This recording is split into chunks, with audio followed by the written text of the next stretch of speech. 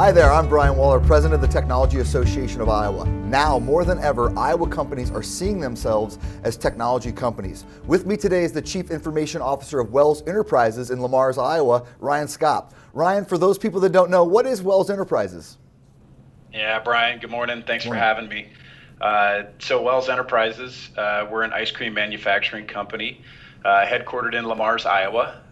We make Blue Bunny, Bomb Pop, Halo Top, Blue Ribbon Classic, and a whole lot of other ice cream for various retailers and organizations. We have 5 plants across the United States, 2 in Iowa, both in LeMars. We have a plant in New York, 1 in New Jersey, and 1 in Henderson, Nevada. Nice. So what are you and your team doing to adapt and propel your organization during this pandemic? Yeah, good question, Brian. Wells, we're part of the food chain, so we're considered an essential business. And one of our big focuses as a team has been, how do we protect our people? And then how do we preserve our business for the future? And then how do we do that using technology? So obviously, as you can imagine, a lot of work from home technology, making sure that we can get all of our corporate workforce working effectively from home. So we've done some new things there.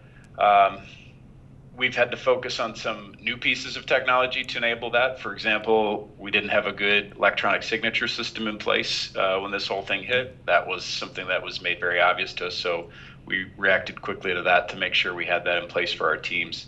But more than anything, we're working on information and technology around our plants, our workforce, the people, and anything we can do to keep the plant workforce safe while they're continuing to make ice cream through the pandemic. What positive change or innovations have come out of this moment? Yeah, that's a good question.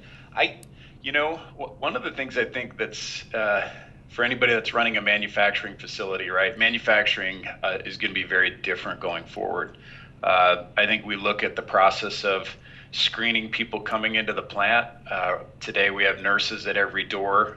We're looking at technology solutions to automate that because we believe that the whole process of screening and temperature checking people coming into the plant is going to stick at least for the next couple years, and if not, be a permanent fixture in the future. So that's going to be an item that we'll handle and have as a part of our technology solution going forward.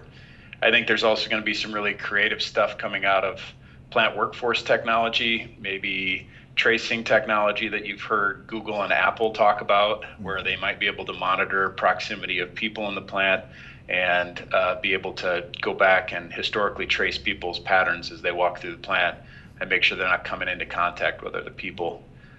So we're looking at some of that as well.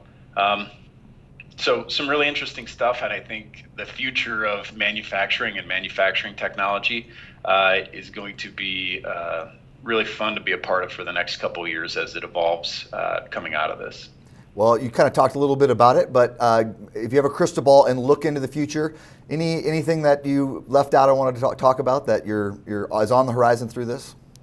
Yeah, I don't know, Brian, but it seems to me that when I look at our company, there were a lot of things that groups would have said before, hey, we can't possibly do that from home, or we can't possibly do that remote. That'll never work with people spread all over the state of Iowa.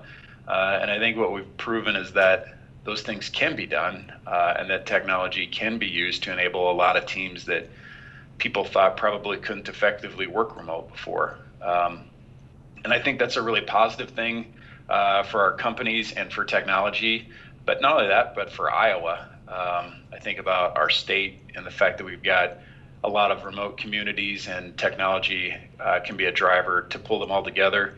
People won't have to leave the state to be a part of technology jobs. They'll be able to work for companies all over the U.S. And still be a part of the technology culture at Iowa, which I think is going to be a great thing for our state going forward. Ryan Schaap, Chief Information Officer of Wells Enterprises. Thanks for joining us. Thanks for what you're doing for the tech community and for the state of Iowa. Have a great day. Thank you, Brian.